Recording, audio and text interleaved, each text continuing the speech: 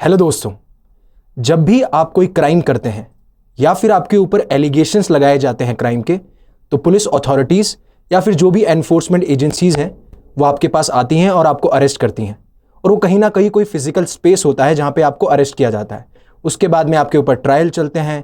अगर वो allegations prove हो जाते हैं तो आपको जेल में रखा जाता है, और अगर आपके एलिगेशंस प्रूव नहीं होते हैं तो आपको फ्री कर दिया जाता है। बट एक नया कंसेप्ट जहाँ पे फेक अथॉरिटीज़ आपको अप्रोच करती हैं, आपने कोई क्राइम किया भी नहीं होता है और उस फॉल्स प्रिटेंस के तहत आपको अरेस्ट किया जाता है, जिसे कहते हैं हम डिजिटल अरेस्ट। तो हम इस वीडियो में जानेंगे कि डिजिटल अरेस्ट है क्या, किस तरीके से फ्रॉडस्टर्स जो हैं वो आपको ट्रिक करते हैं जिससे कि आप इस जालसाजी में फंस जाते हैं, और अगर मान लीजिए आप फंस गए तो आप क्या कर सकते हैं, और आप अभी तक फंसे नहीं हैं तो आपको क्या करना चाहिए। हम ये सारी चीज़ें जानेंगे और ये भी जानेंगे कि प्राइम मिनिस्टर नरेंद्र मोदी ने क्या स्टेप्स बताए हैं जिससे कि आप सेफ और सिक्योर रह सकते हैं डिजिटल अरेस्ट से। डिजिटल अरेस्ट को जानने से पहले हम ये जानेंगे कि ये कितना इम्पैक्टफुल है। अगेन, डिजिटल अरेस्ट जो है वो आपके साइबर क्राइम के अंदर आता है। It comes under cyber crime. तो इंडिया लगभग 120 करोड़ रुपए खो चुका है या लॉस कर चुका है जब हम बात करते हैं डिजिटल फ्रॉड्स की। और उसी वजह से हर महीने जो मंथली एड्रेस किया जाता है प्राइम मिनिस्टर नरेंद्र मोदी के द्वारा अपनी मन की बात में, वहां पे उन्होंने वार्न किया और उन्होंने चेतावनी दी इंडियंस को कि आप अवेयर रहिए जिस तरीके से डिजिटल अरेस्ट के स्कैम बढ़ रहे हैं। So let's begin. First we will understand what is digital arrest.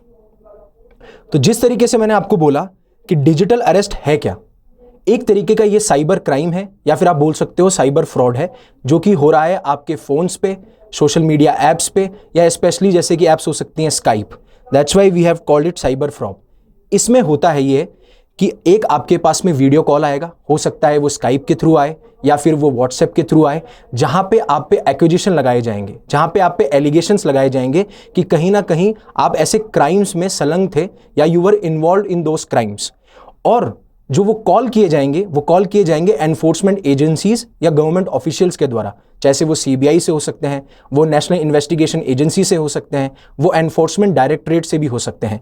और फिर उसके बाद में आपको थ्रेट दिया जाएगा कि इन एलिगेशन के बेसिस पे हम आपको अरेस्ट करते हैं। और why it is called digital arrest? Because जो भी ऑफिशियल्स हैं, जो आपके फेक ऑफिशियल्स हैं, वो आपको ये बोलेंगे कि आपको घर में ही रहना है, आपको किसी अपने फैमिली मेंबर को इसमें इन्वॉल्व नहीं करना है, उनसे बातचीत नहीं करनी है, और जब तक आप हमारी डिमांड को फुलफिल नहीं करते हैं जब तक हम आपको नहीं छोड़ेंगे। इस तरीके से आपके ऊपर एलिगेशंस लगाए जाते हैं। और इसमें यह कहा जाता है कि हमें एक पार्सल रिसीव हुआ है जिसमें हमें इलीगल ड्रग्स मिले हैं, चाहे से वो MDMA हो, वीड हो, इस तरीके से आप पे एलिगेशंस लगाए जाते हैं। बट ये पार्सल्स जो हैं ये फॉल्स क्लेम्स होते हैं। दीज आर फॉल्स क्लेम्स, ठीक है। और ये जो एक्टिविटी है ये आती है ऑर्गेनाइज्ड क्राइम के तहत, राइट। अब किस तरीके से आपको फ्रॉडस्टर्स ट्रिक करते हैं? तो होता यह है कि they pose as a government officials, ठीक है। और उसी बेसिस पे आप उनके वीडियो कॉल पे देखेंगे कि जैसे पुलिस स्टेशंस होते हैं या गवर्नमेंट ऑफिसेज होते हैं, सेम टू सेम वही रिजेंबल करते हैं जो उनका बैकग्राउंड होता है, ठीक है। And they also wear uniform, जिससे कि ऑथेंटिसिटी लगे कि ये कोई ऑफिशियल ने ही कॉल किया है।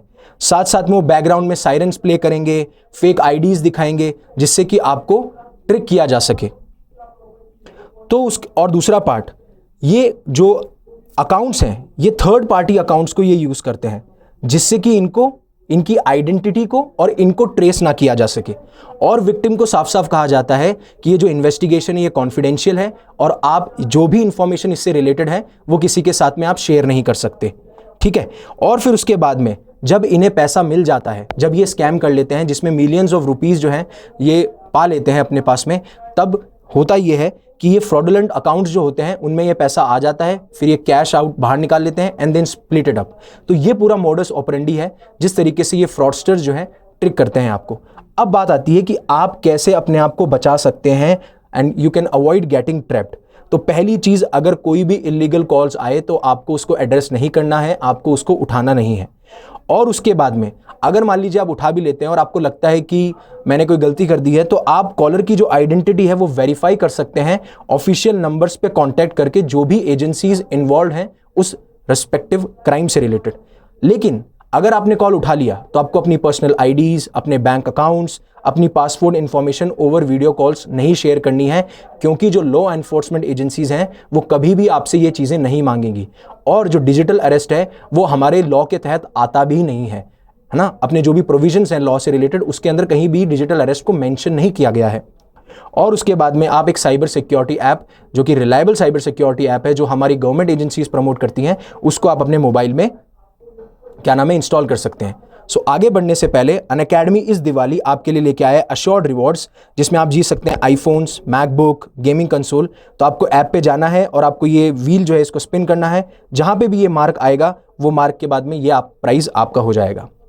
उसी तरीके से हम एक कोर्स लेके आए जिसमें आप कॉम्प्रहेंसिव तैयारी कर सकते हैं यूपीएससी की 23,999 में।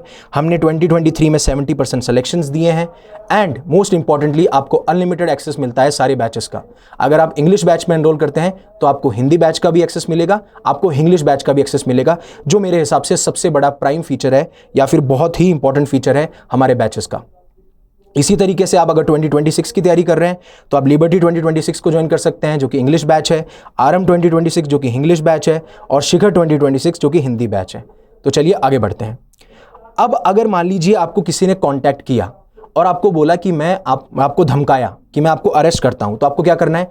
पहली चीज, आपको ऐसे कॉल्स उठाने नहीं है। अगर आपने उठा लिए तो जो भी कम्युनिकेशन है उसको वहीं बंद कर देना है, डिस्कनेक्ट कर देना है, ठीक है। फिर इस इंसिडेंट को आपको लोकल पुलिस या साइबर क्राइम पे रिपोर्ट करना है। आपको पता है एक नंबर है 1930, यहां पे आप जो भी साइबर क्राइम से रिलेटेड इंसिडेंट हो सकते हैं वहां पे आप रिपोर्ट कर सकते हैं।